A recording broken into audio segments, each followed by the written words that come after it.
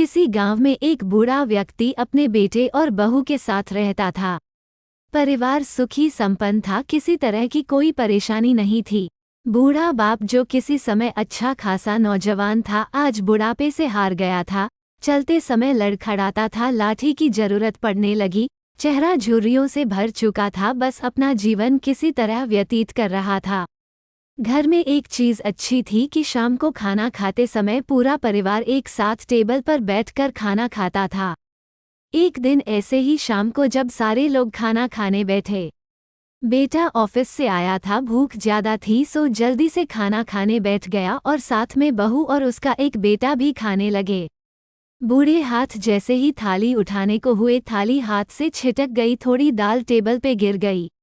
बहू बेटे ने घृणा दृष्टि से पिता की ओर देखा और फिर से अपना खाने में लग गए।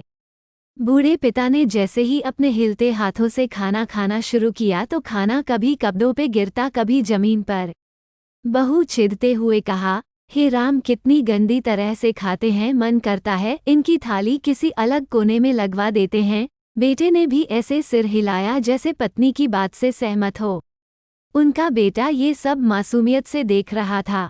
अगले दिन पिता की थाली उस टेबल से हटाकर एक कोने में लगवा दी गई।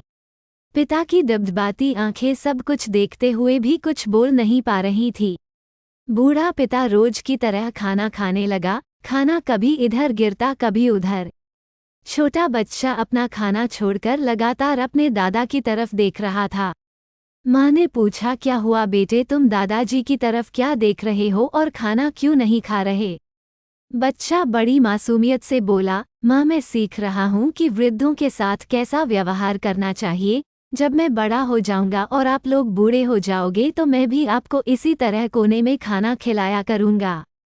बच्चे के मुंह से ऐसा सुनते ही बेटे और बहू दोनों कांप उठे। शायद बच्चे की बात उनके मन में बैठ गई थी, क्योंकि बच्चा ने मासूमियत के साथ एक बहुत बड़ा सबक दोनों लोगों को दिया था।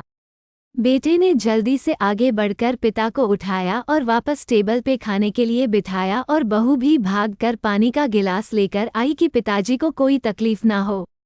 इस कहानी से शिक्षा मिलती है कि माँ बाप इस दुनिया की सबसे बड़ी पूंजी हैं। आप समाज में कितनी भी इज्जत कमा लें या कितना भी धन इकट्ठा कर लें, लेकिन माँ बाप से बड़ा धन इस दुनिया में कोई नहीं है।